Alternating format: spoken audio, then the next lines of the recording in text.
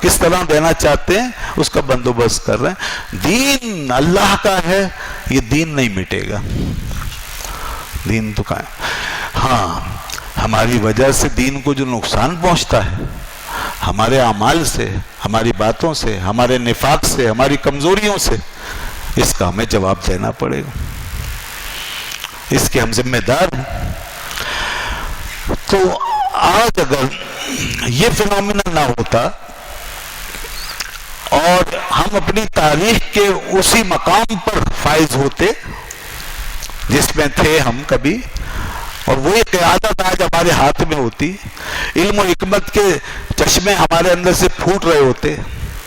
تو 200 سال تقریباً یہ جو درمیان میں گزرا، 200-300 سال کا جو عرصہ لگ بھگ گزرا ہے، جس میں دنیا الحاد و بے دینی کو قبول کر کے اس دنیا میں یہ اتنا لمبا عرصہ گزارتی چلی گئی ہے، یہ الحاد و بے دینی کا سفر دنیا کو طے نہ کرنا پڑتا اور مذہب کی بالادستی قائم رہتی. اگر ہمارے پاس یہ قیادت ہوتی، اگر ہمارے ہاتھوں میں یہ جوہر ہوتا، اگر ہمارے اندر علم و حکمت ہوتا، اگر ہمارے درمیان شیخ سعدی جیسے، مولانا روم جیسے، امام غزالی جیسے لوگ پیدا ہو رہے ہوتے، اگر ہمارا دنیا کا دین کا نظام ایک ہی خطوط پر کام کرتا، اگر ہماری سیاسی طاقتیں، مادی وسائل دین کے فروغ کے لیے استعمال ہو رہے ہوتے، اگر ہم نے ایسا نظام تعلیم بنایا ہوتا کہ جس کے اندر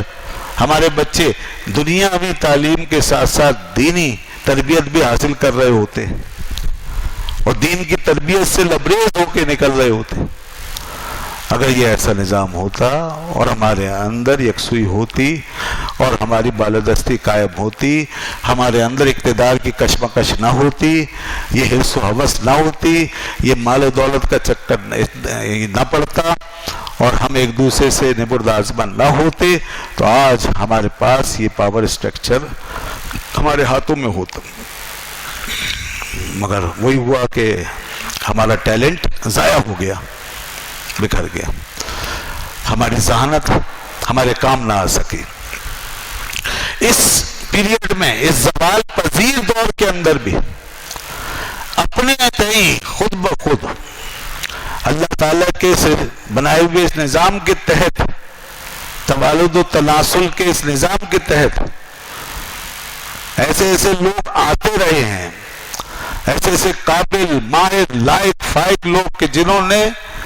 وہ کام کر دکھایا ہے، بے وسائلی کی حالت میں بھی، بغیر کسی سسٹم کے، تنہا وہ کام کیا ہے کہ جس کی وجہ سے دنیا اس کام کی طرف متوجہ ہوئی. ایسے ایسے باکمال لوگ پیدا کر دیے. اسی بر صغیر کی سرزمین پر کیسے کیسے لوگ نکل کر آئے کہ انگریز بھی حیران ہوا. اعلیٰ حضرت شاہ امام محمد رضا خان فاضل بریلوی رحمۃ اللہ علیہ جیسا جینیس آدمی، کتنے صاحب علم شخص تھے، تو انہوں نے اپنے علم و فن سے کتنی کتابیں لکھ دی اور کتنا علم انہوں نے اپنی ذات سے بہا دیا.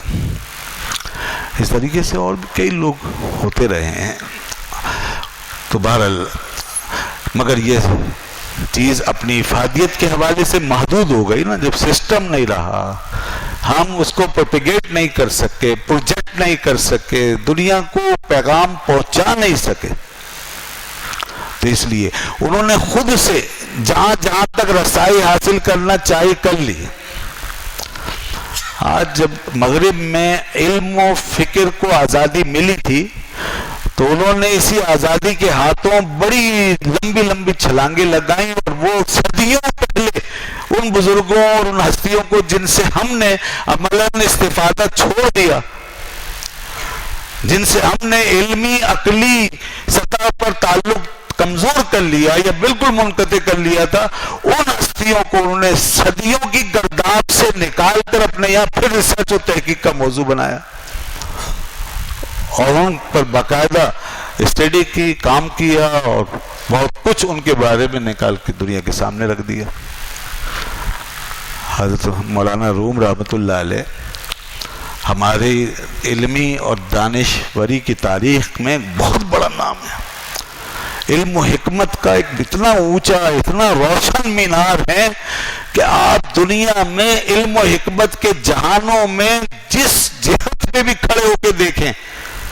علم و دانشوری کے جس میدان میں اتر کے جائیں اور وہاں سے اگر آپ نگاہ دوڑائیں تو مولانا روم کی شخصیت ایک روشن مینار کی طرح نظر آئے گی.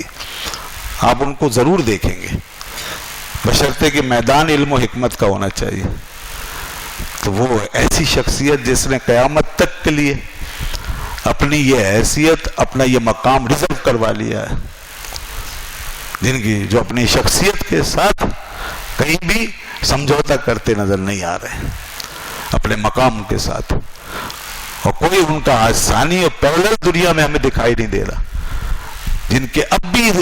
اتنے گوشے دنیا کے لیے باقی ہیں کہ اگر ہم صدیوں تک بھی کھنگالتے رہیں اور کام کرتے رہیں